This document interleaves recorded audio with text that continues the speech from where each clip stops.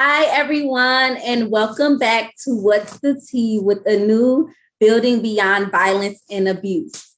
My name is Angie, and I am a community educator at the agency, and I have someone special with me today. We're going to be talking about some great stuff.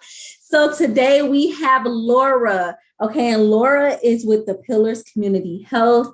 So Laura, I just want to welcome you. Thank you so much for being here. And then I'll just give you the floor right now so you can introduce yourself, your position, and your agency, and we'll go from there. All right. My name is Laura Zurich. I go by she, her, hers pronouns, and I am a domestic violence community outreach advocate, super long title, at Pillars Community Health. And basically, my job is just to talk to absolutely everyone, anyone who wants to talk about domestic violence. We're going to talk about it. Whatever form of domestic violence that is, child abuse, elder abuse, intimate partner violence, violence between siblings, roommates, right? It all counts. So that's really my job, is to let people know what it is, what resources are available. A lot of which we're going to be talking about today. Pillars Community Health is a multi-service agency. We've got the doctor, the dentist, the COVID vaccines, right? The COVID testing, as well as behavioral health, including substance use disorder services. We have a youth grief group. And of course, we have sexual assault and domestic violence services, and shout outs. All our sexual assault and domestic violence services are free. And you can call the hotline, DV hotline, 24 hours, 708-485-5254 for more on that. But and for those services at the DV, we've got legal advocacy, counseling, shelter, and more, right? So definitely give us a call to check it out. I love it. You all offer so much, and those are some great resources. I love that you gave the hotline number. I just love your energy. That's what we need here on Tea episodes. I just love it. We always have great interviewees that come on here to just share their expertise and their agencies. And it's really nice to make new partnerships and new friends and just finding out more about these resources, because it's safe to say that during the pandemic, a lot of our clients were not able to access it, whether it was due to safety reasons, fear, inability to get to the resources, or just not knowing. So this is really awesome. So if you don't mind, what made you get into this position? What drove you to just be a leader and advocate in the domestic violence and sexual assault field? You know what? A lot of personal background, right? Like, it was super normal in my life and the lives of others around me that, like, an unhealthy relationship is the norm. And now I know we can say, like, just because it's common doesn't mean it's healthy. So that's really the message I'm trying to put out there, that there is another whole way to live, really. As I imagine y'all are, yeah. I really love that. I really love your perspective, because it's also sometimes as advocates, it's hard to say, like, hey, this was normal around me, or maybe us knowing loved ones that's been through this, and back then we're not really knowing what to say. Like, what do I say? I remember, feeling as though, why wouldn't you just leave? Having those different mindset and stigma, stereotypes, until you actually broaden your mindset and take these trainings and become an advocate, you see so much more. So I just really appreciate that. So for those that are tuning in, we have Laura with us. So make sure you are sharing this video to your social media pages. This is awesome. This is great. This is going to be a really good episode. And I know you're probably sitting there like, what are you talking about? What are you doing? Right? So October is Domestic Violence Awareness Month. Okay. So this is just super excited. As you all know, last week, Zach did the intro to Domestic Violence Awareness Month. So today we are talking about emotional abuse. And my team know I love to speak about emotional abuse because honestly, a lot of people do not know that they're in an abusive relationship because it's emotional abuse. So in their minds, it's like, it's not physical. How is this abuse? Things happen all the time. You say things all the time, so, and I really see this in teenage relationships as well. That is another thing. People don't really realize how toxic these relationships can be and how the main thing of respect is just the foundation of respect is just not there in a relationship at all. So of course, if you're watching this, what's the tea? Grab your tea, your coffee. I have my water. Yes, Laura. So we are here. We are about to get started. So Laura, my first question to you, how might a person define emotional abuse? You know what? I like to start it off by the broad definition of domestic violence, because that's really what it is, right? So I like to call it, at my agency, we like to call it, I should say, a pattern of coercive, controlling behaviors that one person uses over another or others to gain and maintain power and control, right? Over that person in a trusting relationship, right? So it's coercive behaviors for power and control over someone else. And then we go deep into like, what could those coercive behaviors be? It can be a lot. It can be insulting someone, belittling their accomplishments, humiliating them in front of their friends or their family members, especially then like playing it off as a joke. Oh, you're too sensitive, right? All of that name calling, just degrading someone, gaslighting, which we will explain at large, I'm sure, because I know it's going to come up. I'm positive it's Yes. Don't ask me how I know. Minimizing someone's feelings, right? Minimizing the abuse. Jealousy, right? And jealousy is a normal emotion, yeah, but it's how you act on it, right? So when someone is making false accusations, telling you not to go to class because so and so is looking at you, and I know they want you, and you want, right? Those false accusations, right? How someone acts over that jealousy, controlling every decision you make. So what? Yeah. So like that emotional abuse, it's really to get into the survivor's head, to get them to limit themselves, right? So that's what I think is so damaging about emotional abuse, because it's really the abuser trying to pit you against yourself, make the abuser's job easier, right? The other thing about it is it's the first type of abuse typically to come up, right? We think about it in terms of red flags, although it is abuse itself, but it doesn't start. No relationship starts out abusive, right? Not to the survivor, because no one goes out with someone knowing that they're an abuser. They don't fall in love with the abuser, they fall in love with the mask. And then the mask can slowly fade and shift, and you get those little remarks like, oh, wow, you really did good on that test. How unexpected, right? Like backhanded compliments, definitely watch out for those. Other forms of emotional abuse are definitely going to be like that possessiveness, ignoring boundaries, isolation, using your identity against you, right? Mm-hmm. So think about like using mental health conditions against you. Yes. Maybe your HIV status against you. Yes. Maybe you're not straight, using that against you. Maybe you have a disability, using that against you. Maybe you're undocumented, using that against you, right? Just and there are a lot of ways to use that against someone, unfortunately, right? Because society does it so well already. Of course. Right? But those emotional aspects about it, like, oh, you're not really American, or you know what? I wouldn't say you're a burden, but, right? So it can be really subtle. So that's when I know that was a long answer, but that's what I think of when I think of emotional. No, I love it. I'm sitting here. I know my coworkers are going to be watching this. Like, I know she's having the time of her life on this episode because everything you're talking about is what I speak about in the school. So in my department, we give presentations in the school systems, outside the school systems.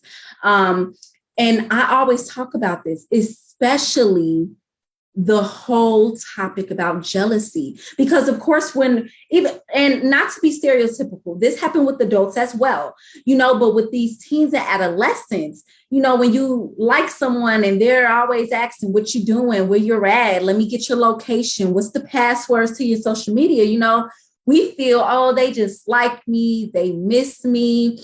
And I always ask the question in the schools, is it okay for your partner to have friends of the opposite sex? And I will have guys that say, no, I'm her only friend. I will have girls that say, no, I trust him or I trust her, but I don't trust the other people. So it's things to talk about because jealousy is a warning sign. Absolutely. And like you said, verbal and emotional abuse typically is the first type of abuse that occurs in a relationship, because when you're going on a first date, that person is not going to be abusive on the first date, and it's just so unfortunate because I remember giving a presentation in school, and afterwards the teacher came up to me and said, wow, I've been married for 30 years and I didn't know that I was in an abusive relationship. Everything from the mental, the verbal, and the emotional occurs, and my children see it. So it's just very interesting because I always say your household is the first relationship that you see. So how you see mom, dad, grandma, grandpa, your aunt, whoever is your guardian, however you see them treat each other is how you're going to grow up to be, So then it's unfortunate because not someone, you don't have to have low self-esteem to get into an abusive relationship at all. And that's what people also fail to realize. But I know just for me, just as a mom, even with my son, I just try, he's 2, but I try to instill, these affirmations into him and teaching him these things, because it does get hard that when you get into these relationships and you don't have a sense of yourself or even that worth of yourself, sometimes it could be very detrimental to the words that people use or speak into you, speak into your life, speak into your mind. And I know that, I always use Rihanna. You can have high self-esteem and get into an abusive relationship and your self-esteem lowers, so I know that all relationships are different, but emotional abuse is something that is rarely talked about, that mental, that verbal. And that is really something that I just thought was so important to talk about because emotional abuse is hard to recognize. It really is sometimes hard to recognize. You don't realize it, especially if your partner, oh, Laura, you know how you are. You just, you don't always have it there, try to laugh it off as if it's a joke, and that's why you have to be careful, not allowing your partner to refer to you as their B word or just calling you stupid or things like that, because that is abusive language, So I just want to ask, how might this type of abuse really affect a person? It affects them deeply, right? So for all of our survivors, all the ones who talk to us kind of while they're going through a healing place, it's hard. They often describe it as the most difficult to get through. Like people who have experienced multiple types of abuse, emotional, verbal, physical, sexual, financial, have repeatedly said that for them, the emotional and verbal abuse was the hardest to work through, to get out of their head. And the ways that this can affect a person, they might find themselves literally questioning their own memory. They might wonder if the abuser is right. Like, did I overreact? Am I just a loose cannon? I've always had a temper. Am I the abusive one? Am I just too sensitive? Am I emotionally unstable? Should I go see a therapist because I feel like I can't control my anger? So we see the trick of emotional abuse is like the abuser can literally twist things around so hard that the victim, survivor, however they choose to be called, or neither of those, will think that they're the ones doing something wrong, that they're taking advantage over their abusive partner, right? So the abuser is fighting for power and control while tricking the survivor into thinking, you have all the power and control. Look how easy you lose your temper. Look how disorganized you are. Look how this, and this. So we often see survivors going to counseling to be a better partner, which is what people typically expect, but that's how it can affect someone. It can just affect the core identity of yourself. Yeah, it's rough. Wow. And that makes a lot of sense.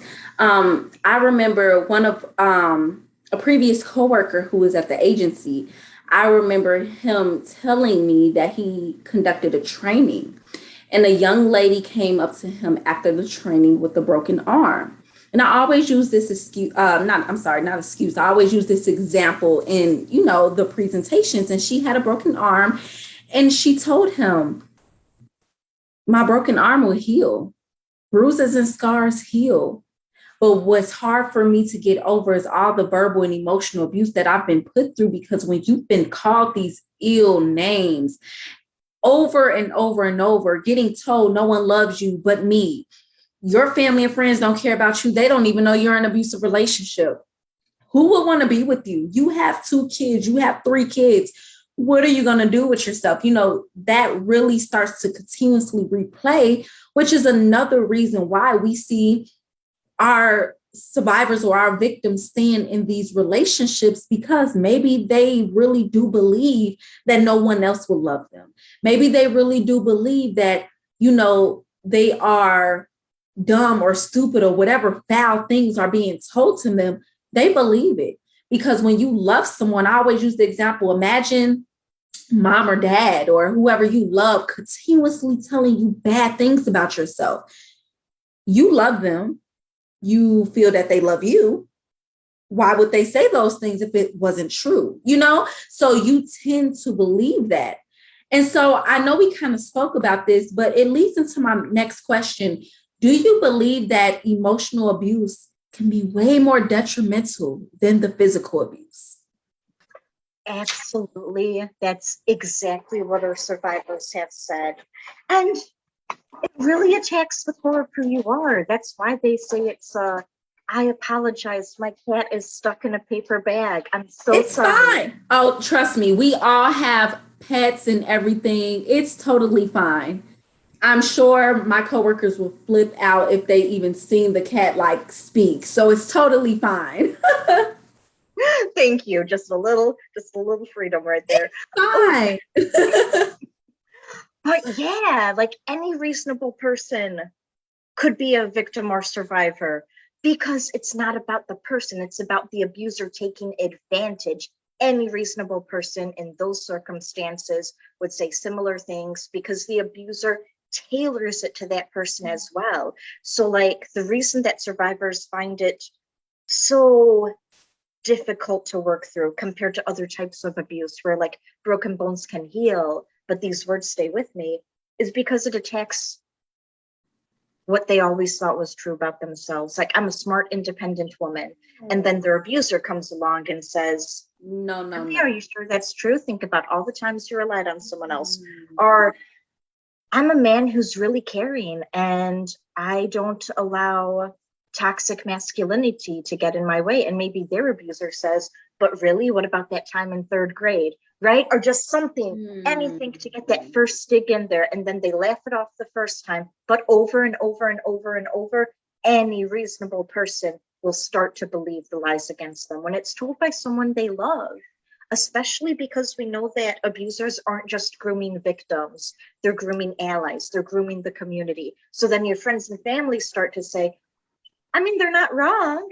You do overreact sometimes, right? Which is sides. It's so it's just an onslaught of dismantling your humanity. Yeah, like a cycle, just like the cycle. Wow.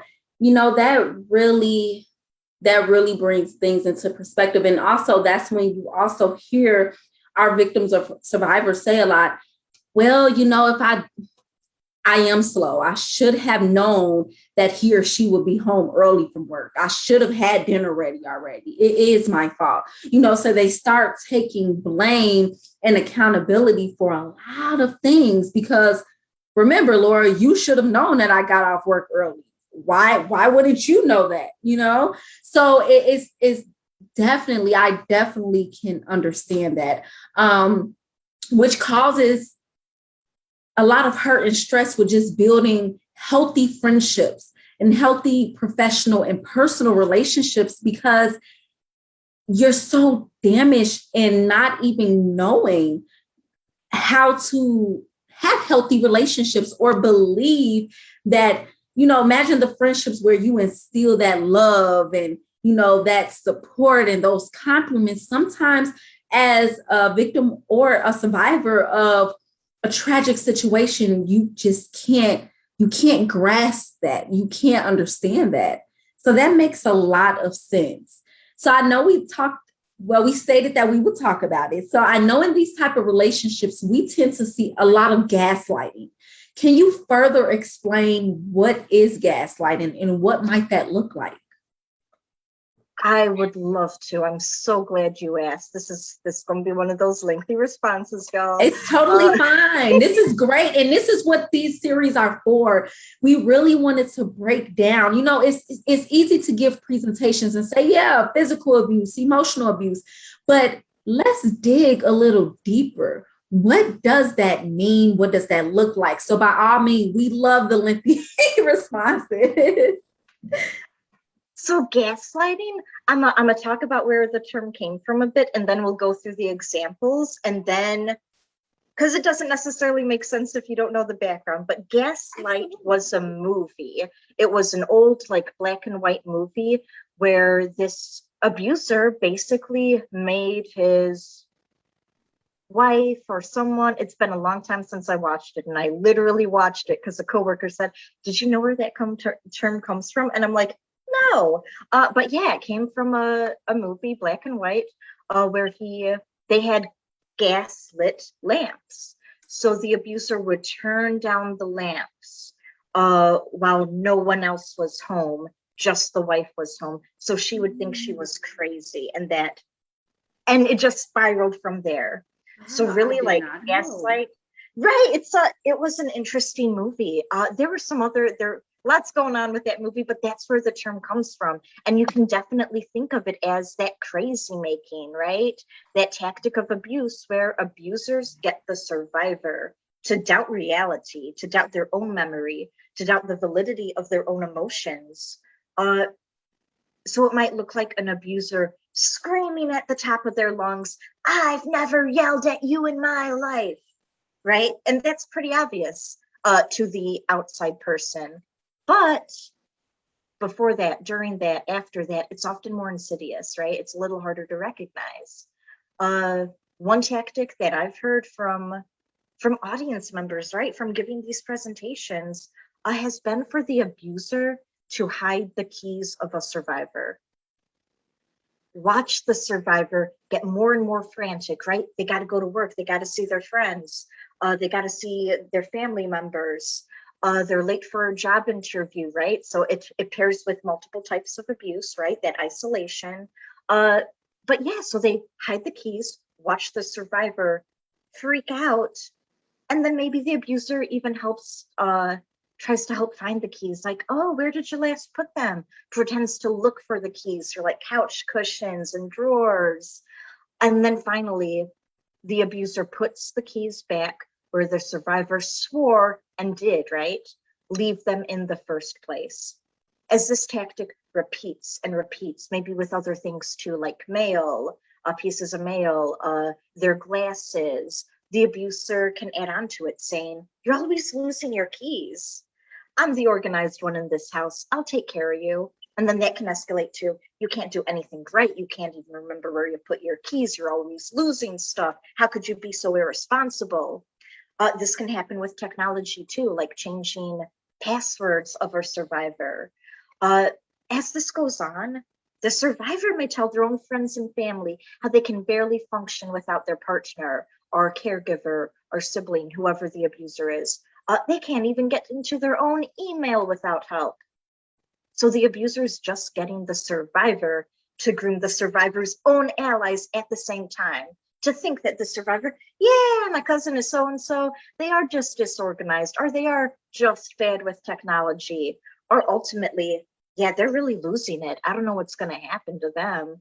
They're not okay. But right, but the abuser is nowhere in this conversation. It's just the survivor losing it for no reason at all. So it really is a subtle, long-term, and unfortunately effective way to destroy the survivor's self-esteem, sense of independence, a sense of being able to leave an abusive relationship, while destroying their credibility with their own family and friends. But let's take this a step further. What happens if an abuser gaslights an elder and claims that the elder just has dementia, right? Like, oh, they could speed the process into getting someone put into institutional care when they don't want to be. What happens if an abuser gaslights someone who is already living with dementia? Who believes that survivor? How does the survivor really tell what's going on, right? How do they self-advocate? What happens when police show up to the scene of a domestic violence call? We've heard survivors say things like, the police showed up and I looked and sounded hysterical. And they, the abuser, was calm and collected, like nothing happened. So it can just unimaginable damage for the simple words and actions that look so minor on the outside. Is this reflecting like your experiences? Everything you're saying is just spot on. And I just love the way that you explain it and give these examples, because that further allows individuals to really understand what we're talking about. And although we're advocates, and I know these things, but not even thinking about the fact of individuals living with dementia and how that might really put them in an unsafe place, or someone with disability or anything like that, and it could be so scary, because the worst thing a person can feel is that they're losing their mind and they can't even trust themselves, and that's very scary. And it's so interesting with the examples that you gave, because I remember doing a training and one of the participants talked about how one of her clients, her abuser would always turn off her phone when it's time for her to go out. So I'm going out with my friend, Laura and I, we're going out, we're going to have dinner. And now I'm at home and I'm dressed, but my phone isn't ringing. Where's Laura? Laura is supposed to be here by 3:17 and she's not here. What's happening? Or 3:30, whatever that is, and she's not here. Her phone is off. And so now, of course, the abuser is like, I told you don't have no friends. They don't want to hang out with you. I told you that. So everything you were saying is making perfectly sense, so much sense. And this is why this topic is so important to talk about, because when it comes to domestic violence, you automatically thinking about the physical, maybe even sexual abuse. But there's so much more that happens within that relationship that is not really talked about. And it's so hard. So what are the signs of someone going through emotional or verbal abuse? Absolutely, because there are going to be signs, right? Like no one can live through that and be unaffected, right? That's the whole point. Someone may feel like their self-esteem has just been dismantled, like it doesn't exist if it ever did. They may feel afraid, right, for a lot of things to tell someone, fear that they're losing their mind, right? They may feel shame, embarrassment, internalized beliefs about who they are. So they might say things, right, more likely to a counselor about, this is the best I can get. This relationship, it's what I deserve. No one will ever love me like they do, right? And I like how you said that before, because we hear that so common. But then to like the greater public, to friends and family and coworkers, you might notice someone is like apologizing constantly for everything, for things that aren't their fault, for things that you did to them. Like you bump into them and they apologize to you. They might put themselves down, kind of jokingly, maybe, right? Like their abuser first did, but they do it all the time. It's getting a little noticeable. They might minimize their own accomplishments. They might always say, if you compliment them, oh, well, it wasn't really me. It was so and so. It was my coworker. My friend did this. You should really talk to them if you want to know about that topic that they might have a PhD in, right? Like minimizing their own accomplishments. They might experience suicidal ideation. Suicide, unfortunately, is an outcome. We should say that death is an outcome of emotional abuse, including homicide. Unfortunately, of all homicides, right? But 1/3 of completed or attempted homicides, it's the first act of physical violence. So we take emotional abuse seriously for everything, but you can't say that emotional abuse never results in death, right? Because the first signs, the only signs prior to that attempted homicides might be that emotional abuse. That said, right? So death by homicide, death by suicide, a suicidal ideation, when you feel like you're nothing, when you feel like a burden, when you feel hopeless that anything is going to get better, when you feel like you don't deserve for it to get better.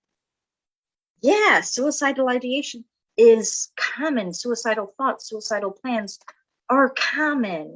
So we can't put that out, let alone death by homicide, death by suicide, death by chronic diseases, chronic conditions, because we're all just a bunch of chemicals. Stress makes this worse. You might notice like physical signs of like someone's hair falling out or lack of ability to care for themselves. Like now they always have dry skin, even though they're drinking lots of water, or they can't even bring themselves to remember to drink lots of water because their mind is frazzled. It feels like someone else is in there, right? It feels like their abuser is always in the room. Believing that their ideas don't matter, that they don't matter, that loss of identity, right? So again, what the outside world might notice might look a lot like depression, might look a lot like apologizing for things that aren't their fault, might look like putting themselves down or minimizing their own accomplishments. But do know that you may just be visibly seeing the tip of the iceberg of what someone is going through emotionally. Wow, that it's deep. It's really deep. And I can only imagine the type of soul searching a survivor has to do after feeling like that, and everything you said just really brought more understanding and more awareness to this topic. So if someone is going through verbal or emotional abuse, how can they get help? What are some different ways? They would absolutely be eligible for all domestic violence services, all of them. Shelter, counseling, legal advocacy, all of it. So just keeping that in mind, that there are all of those resources. Like it's not just emotional abuse. It is emotional abuse. It is violence against your person, your identity, right? And yeah, so that is domestic violence. As well as maybe someone's not at that step where they want that counseling or are able to, right? With the abuser who's constantly monitoring, some constantly jealous, you may not feel safe to take long-term action, right? Yes. And that's totally fine. You know your life best, right? All the survivors out there, definitely do what you need to do to feel safe. But do know that you could call the hotline, such as ours, such as yours, to do some safety planning. So what that might look like, you can definitely call the hotline to reach out and vent, right? To just talk this through, to kind of get your own headspace back, to be like, my partner did this to me. Is this abuse? I need to know. And we can be like, wow, what you described, that's definitely abuse. You did not deserve that. It is not your fault. I believe you and you matter, right? Because if you're not hearing that from other people, if it's not safe to talk about your suspicions of abuse to other people, then you can call the hotline and get that. We can also do safety planning. Physical safety planning, people are more familiar with, but Right. always emotional safety planning, even within physical safety planning, it goes hand in hand. So we can do emotional safety planning if you're in a relationship, if you're thinking about leaving a relationship, if you're already out of that relationship, we can do safety planning. If you feel a fight coming on with an abuser, is there a place in the room where you can feel physically safest, where there aren't any weapons, as well as maybe there's a picture in that room where you can just keep your eyes onto that old family photo and just remind yourself that someone loves you, that you are loved, that this person loves you. If you're thinking of leaving an abusive relationship, or if you're after a fight, after an emotionally or any type of abusive incident, like, can you think of 3 people who you could call either immediately or maybe in the days later? Or is there someone you can tell about this? Can you get in contact with them once a week? Can you update them on your situation, right? And that could include the hotline, right? Like, after an abusive incident, you can immediately call the hotline if it's safe to do so. Right.